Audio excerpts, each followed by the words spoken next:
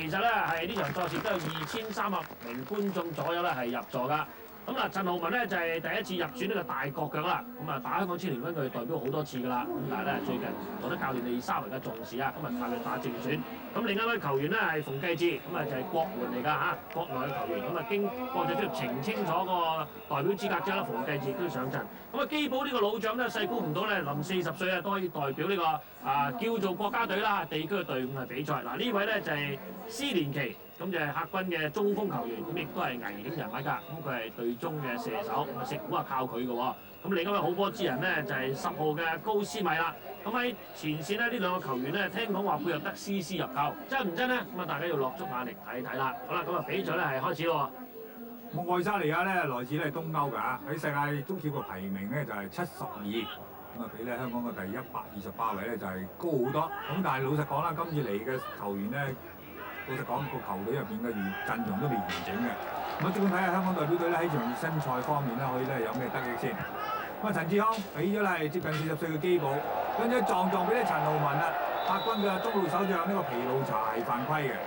咁陳浩民第一次咧係代表咗大國腳啦，咁同時亦都係以正選出場啦，心情緊張有少少嘅，但係睇佢初段咧就得幾放㗎。好啦，再遠傳一頂入去中間，俾龍門呢個卡馬咧係接咗嘅。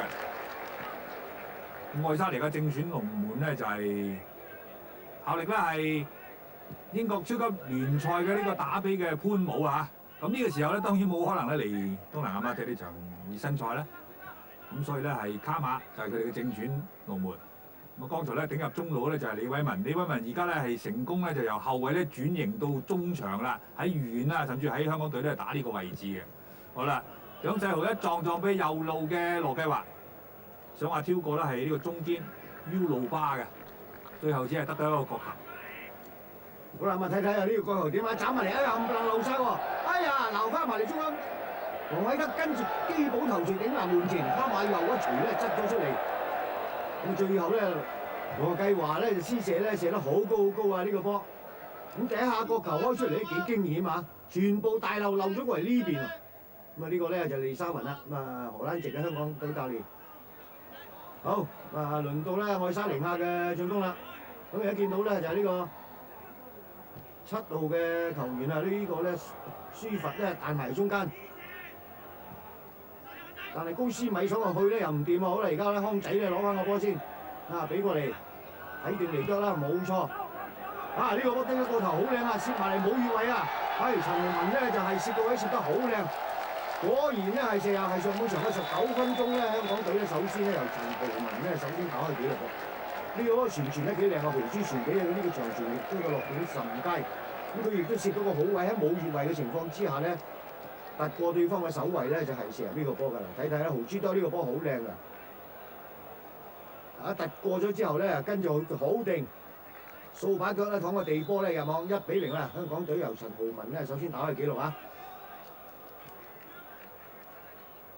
好啦，咁跟住咧仲有攻勢喎，左邊啦，應該係左邊啊，正路啊呢個波，冇錯啦，俾咗咧係鍾建希斬埋嚟，哎呀呢個頭槌翻唔到嚟，咬翻轉頭頂啊呢個波，陳浩民頂都冇力嘅，完全冇力㗎，揼落去門前咧就俾卡馬咧好輕易咧係接咗呢個波嚇。咁呢邊廂咧就係愛沙尼亞嘅教練啦，比柏斯。好，落一球波，睇下愛沙尼亞點樣咧係反撲啦。舒佛呢個波彈得靚喎，哎呀梁卓祥醒啊，一出嚟咧用隻腳咧擋咗佢個波，仲未出界㗎。嗱開埋嚟彈過嚟，再用左腳鬧中，好嘢，黃偉德一頭咧作橫咗個波先，稍咧係解圍啦呢個波叮得好靚喎，睇下射又點，撲到添喎，好嘢喎！呢個波咧係梁卓祥，頭先一下出嚟封對方嘅單刀用腳擋到，呢下咧亦都咧。我哋咧係趟出咗對方嘅射波，咁正話射波呢個咧就係 U 魯巴。睇睇呢個波俾得好靚啊，單刀㗎啦，以為輸得㗎呢個波，啱梁卓祥喺西豪波呢將個波咧係撞橫咗嘅，得保不失啊！咁繼續呢次攻勢斬埋嚟又點咧？黃偉德點出冇遠啦，對方咧標線一滴好嘢啊！呢個 U 魯巴咧滴過咗，跟住咧右腳拉個地波，梁卓祥仍然咧係救翻另外一個點球啊！咁上半場咧香港隊1-0領先啊！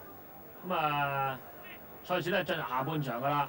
咁啊，香港隊咧係喺李修仁領導之下咧，打咗2場半嘅國際賽咧，都保持不敗啊！咁一場咧就和呢個阿聯酋，一場咧就係贏新加坡。而家半場咧就贏緊愛沙尼亞。咁嗱呢個波咧係睇睇咧係合作得好好啊！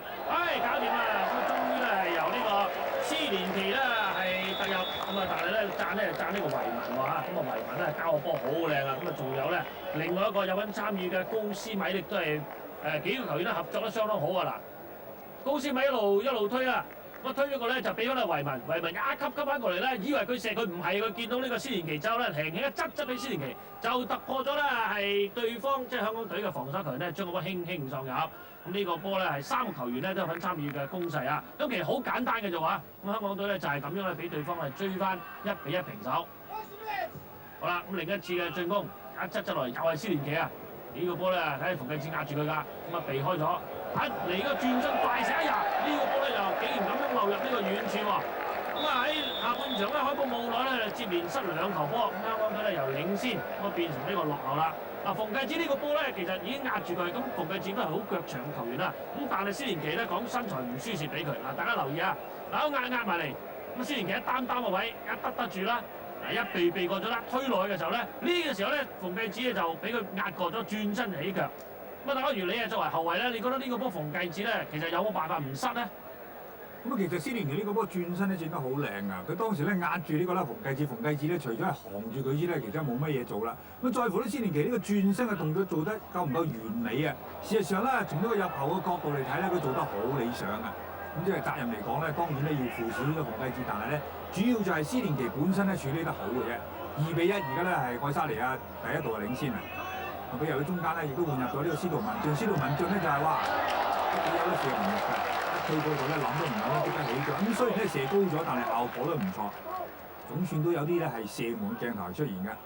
咁啊，利沙雲同個翻譯咧，古連權大家喺度交換意見咧，因為好多佢個信息咧，佢嘅戰術方面嘅構思咧都要透過咧古連權咧翻譯俾啲球員知嘅。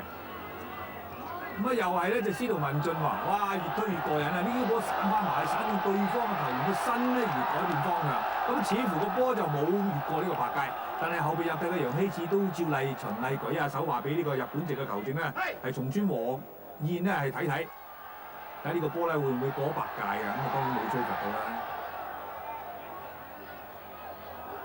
嗱，繼續斬入去中路，李愛民一頂，呢個波咧係卡馬咧又飛又撲。都慎防咧就會咧係頂中嘅，但係最終咧佢撲咗一輪之後咧，發覺波原來出咗界嘅，貼住佢處出界。咁啊，最終香港隊咧都2-1輸咗呢場賽事啊！咁啊，賽後我哋訪問過利沙文，睇下佢有咩意見。No, not quite. You're never satisfied when you lose, and I think we in the last quarter of the first half and the first quarter of the second half we did too little. That was also due to little injuries my players had. As you could see, Ochi was not fit for 90 minutes. Anton Bravo has his Achilles heel problem. And we had a lot of these players not 100%. And you can see that. So in some phases of the game, we were short of fitness, I would say. So I hope when we improve in that area, we can play better games.